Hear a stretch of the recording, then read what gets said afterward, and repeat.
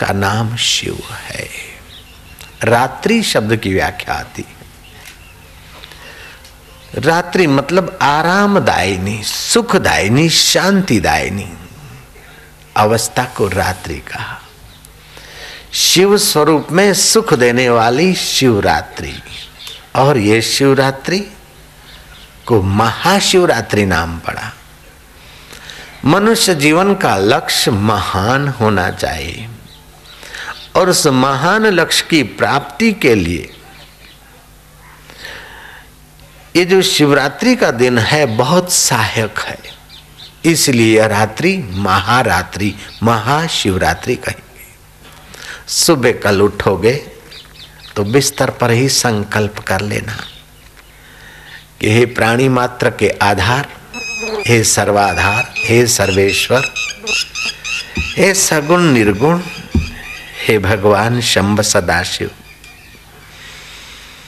आज का दिन में उपवास और मौन धारण करके तुम्हारा चिंतन करते करते तुम्हारे स्वरूप में, जो मेरे आत्म रूप में तुम विराजमान हो, अधिक से अधिक विश्रांति पाऊं।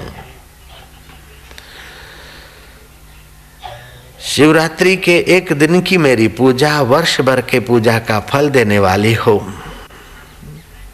विष्णु या अन्य देवता का उपासक क्यों न हो, लेकिन जिसने शिवरात्रि का लाभ नहीं लिया उसको परम लाभ की प्राप्ति जल्दी नहीं होती।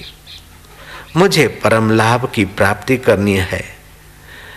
हे देव, हे महाकाल, हे काल के काल, इस काल चक्र से बचने के लिए हे महाकाल मैं तुम्हारी शरण आ रहा हूं।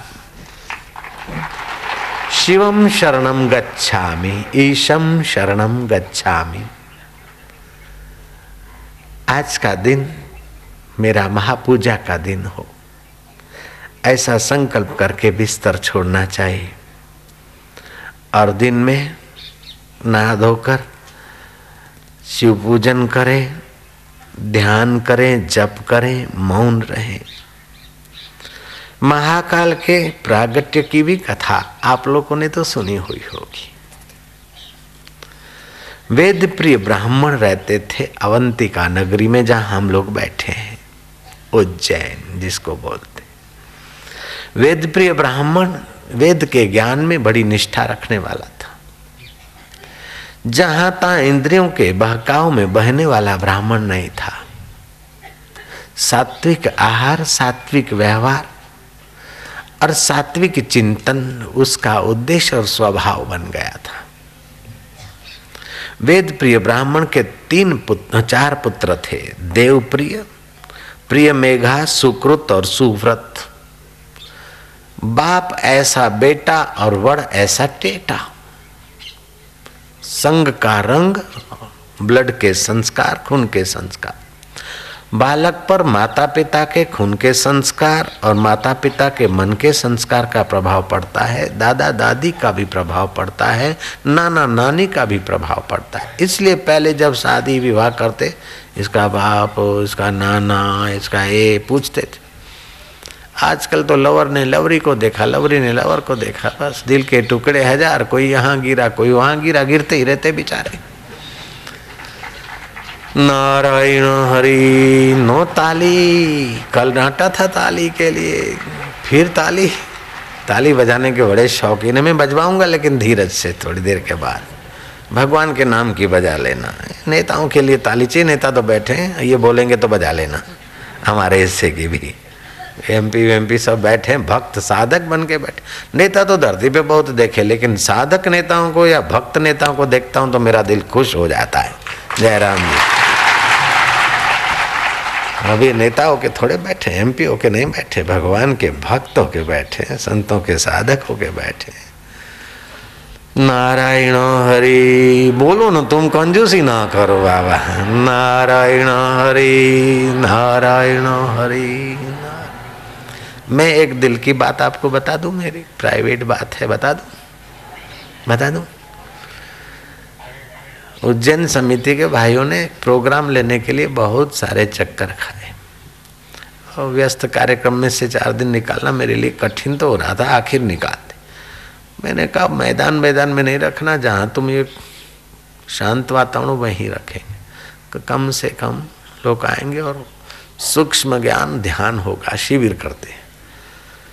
बोले अच्छा बाप जी शिविर करेंगे, लेकिन प्रोग्राम दो। शिविर किया। अब शहर से इतना दूर है, एकांत में सोचा कि थोड़े लोग आएंगे, लेकिन कल ही पहले दिन ही वैंकुट छोटा पड़ गया। रातों रात ये दूसरा पास वाला सड़क पर वैंकुट का आयोजन कर दिया, लेकिन आज वो भी फिट हो गया। कल क्या हाल होगा। और जो बाहर से शिविरार्थी आए हैं उनका भी अनुभव, मेरा भी अनुभव कि इस अवंतिका नगरी का प्रभाव उस वेद प्रिय ब्राह्मण के पुत्रों का प्रभाव से तो अवंतिका चमकने लगी, लेकिन वो चमक अभी गई नहीं। अभी तक आध्यात्मिक चमक इस धरती से आ रही। भगवान राम दंड का अरण्य में विराजमान थे। लखन भैया रात्रि को सेवा करते थे, चौकी करते थे। राउंड मारकर कुटीर के दरवाजे को देख के और प्रणाम करते कि सरकार शयन कर। ऐसा लक्ष्मण एक जगह पर गया और उसकी मति बदल गई। राम जी को बोलता है कि वनवास आपको मिला है, मेरे को नहीं। मैं इतनी सारी मेहनत करता हूँ, मेरा हिस्सा और मेरा उजरा मेरी मेहनत का फल लाओ। रामचंद्र जी ने देखा कि लक्ष्मण की मति ऐसी विपरीत। रामचंद्र जी जान गए, बोले चलो सरोवर में स्नान कर लो फिर मांगना। स्नान किया। लक्ष्मण प्रायश्चित से भर गया कि प्रभु ये क्या, मैं और आपकी सेवा मेरे को भाग्य से मिली और मैं कह रहा हूं कि मेरी सेवा का फल मेरे को, मेरा मेहनताना में मांग रहा था, ये मेरी दुर्मति कैसे हुई। राम जी कहते चल कोई बात नहीं, अब फिर उसी जगह पे आ जाओ। उसी जगह पे खड़े हुए तो लक्ष्मण बोलते चाहिए। राम कहते चलो फिर ना, फिर जरा उधर चलो। वहां आते तो बोले ये क्या हो गया। राम जी कहते अच्छा यहाँ की मिट्टी उठा दे थोड़ी, गठरी बांध। वैसे ही अपने को यहाँ से जाना है, गठरी बांधी, जहाँ ठहरा पड़ाव था वहां ठहरे। और मिट्टी खोलकर उस पर खड़ा कर देते तो लक्ष्मण की बुद्धि विकृत की, ये सब क्या है, घर ही में मेरे को ना बुलवाने का तुम क्या कर देते हो, मेरे को तो अधिकार चाहिए। अच्छा भैया जरा सा इधर आ जा, हाथ पैर धो ले, इस धरती पे खड़ा रहे। उस धरती पे लक्ष्मण खड़ा रहता है तो प्रायश्चित की आग से अपने दोष को तपाकर जलाकर भस्म कर देता है। लक्ष्मण कहता है कि प्रभु आखिर ये मेरी मति में ऐसा भ्रम क्यों हो रहा है। राम जी कहते कि तेरा कसूर नहीं है, भूमि का दोष है। यहाँ शुंभ निशुंभ नाम के 2 दैत्यों ने तपस्या करके ब्रह्मा जी से वरदान मांगा, हम कभी न मरे। ब्रह्मा जी ने कहा कभी न मरे वरदान तो नहीं दिया जा सकता है, ऐसे न मरे वैसे न मरे तैसे न मरे, टर्म्स एंड कंडीशंस रखो, लेकिन मरना तो भाई जरूर पड़ता है। उन दोनों भाइयों का आपस में बड़ा भारी प्रेम था। उन्होंने ब्रह्मा जी से ये वर मांगा कि हम भाई भाई एक दूसरे को मार के काट के खत्म कर दें तो मरे, न तो न मरे।